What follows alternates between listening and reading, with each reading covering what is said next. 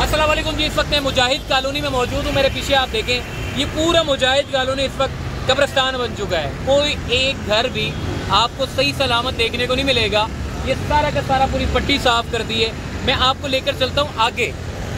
ये सामने की तरफ अगर आप देखें, ये वाला हिस्सा जो एक इमारत जो 3 मंजिला खड़ी हुई है, एक इमारत जो 4 मंजिला खड़ी हुई है, तीसरी जो इमारत है ये 3 मंजिला इमारत खड़ी हुई है। ये साथ ही इसकी ज़रा कमरे चेक करें। अंदर मैं थोड़ा आपको जूम इन करके दिखाता हूँ। इसके कमरे जो है वो, इसके कमरे बड़े जो है वो साफ़ सुथरे, देखें ना, फर्निश। करोड़ों रुपया लगा हुआ है इस घर में। मतलब जितने भी घर हैं, ये कोई लाखों रुपए के घर नहीं है, ये करोड़ों रुपयों के घर हैं। एक हिस्सा जो ज़ियाउद्दीन हॉस्पिटल से निकलता है और ज़ियाउद्दीन हॉस्पिटल से होता हुआ फाटक पे जाता है। उसके बाद वहदत कॉलोनी को साफ़ किया, फिर मुजाहिद कॉलोनी के ग्राउंड से जो शुरू हुए हैं, ये वहाँ से लेके इस जगह तक पहुँचे जो कि सामने मेरे ये ग्रीन लाइन का रूट है। ये ग्रीन लाइन के रूट के पास जाकर इसका इख्तिताम होता है। सामने पेट्रोल पंप है। पेट्रोल पंप के साथ ही 1, 2, 3, न सिर्फ 3 बल्कि ये 4 और ये आगे 5, ये 5 बड़ी जगह जिनको इन्होंने जो है वो साफ़ किया है। अच्छा, काफ़ी घर ऐसे हैं जो मुकम्मल तौर पे मस्मार कर दिए गए और काफ़ी घर ऐसे हैं जिन्होंने अभी भी वक्त मांगा है, क्योंकि सामान वगैरह जो है वो शिफ्ट करना होता है, जिसकी वजह से जो उन्होंने वक्त मांगा है। और जैसे ही वो वक्त पूरा हो जाएगा तो उसके बाद आगे ये लोग घरों को मस्मार करना शुरू कर देंगे। अच्छा, एक चीज़ मैंने देखी है कि जो इलाका मकीन है यहाँ के, जिन लोगों के घरों को मस्मार किया गया है, उन लोगों की ये पूरी कोशिश है कि किसी भी तरीके से इसका जो है वो मुतबादिल मिल सके।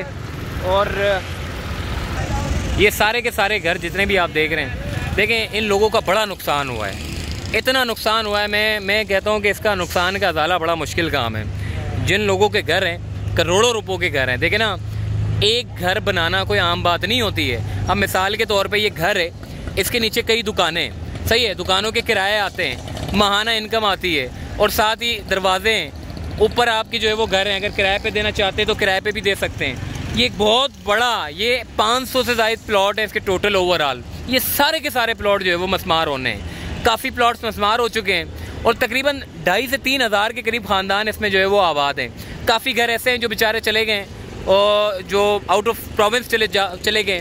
काफ़ी घर ऐसे हैं जो बेचारे दर बदर घूम रहे हैं, कोई रिश्तेदारों के घर पे रह रहा है, कोई कहाँ रह रहा है, कोई किधर रह रहा है। लेकिन इंतज़ामिया ने भी कोशिश की है कि इन लोगों का जो है वो एक अज़ाला किया जाए, इनको एक मुतबादिल दिया जाए। दोनों तरफ कोशिश की जा रही है, मुतासरीन भी लगे हुए हैं और इंतज़ामिया की भी कोशिश है कि इन लोगों को जो है वो कुछ ना कुछ मुतबादिल कर दे। ये सामने की तरफ आप देखें, ये सारे भी घर जो है वो मस्मार कर रहे हैं। पूरी पट्टी है, ये आगे तक जा रही है। ये वाला हिस्सा जो है वो पूरा आगे तक जा रहा है। ये सामने ये भी आगे तक जा रहा है। मैं बता रहा हूँ, बल्कि 500 के करीब प्लॉट नहीं होंगे, 500 से तो ज़्यादा ही प्लॉट होंगे। तो अच्छा खासा घर है जी। कोई 5 मंजिला घर है, कोई 4 मंजिला है, कोई 3 मंजिला है। ओवरऑल ये एक बड़ी, समझ लें, एक तरीके से आबादी है जो मुकम्मल तौर पे मस्मार की जा रही है। और अब जो है वो काफ़ी लोगों ने, मुतासरीन ने जो है वो कोशिश की थी कि इसको रोका जाए, लेकिन इंतज़ामिया चूँकि सुप्रीम कोर्ट ऑफ पाकिस्तान के अहकामात पर अमल दरामद कर रही है। और जितने भी जो आप देख रहे हैं, ये बड़े पैमाने पे इंक्रोचमेंट जो है वो, मैं इसको इंक्रोचमेंट नहीं कह सकता, क्योंकि इंक्रोचमेंट वहाँ होती है जहाँ कब्ज़ा होता है। ये तो ज़ाहिर है इनके पास अफसरान की, जो पुराने माजी के जो अफसरान थे, ज़ाहिर है उनकी इजाज़त के बगैर इतने बड़े बड़े घर तो बन सकते नहीं हैं।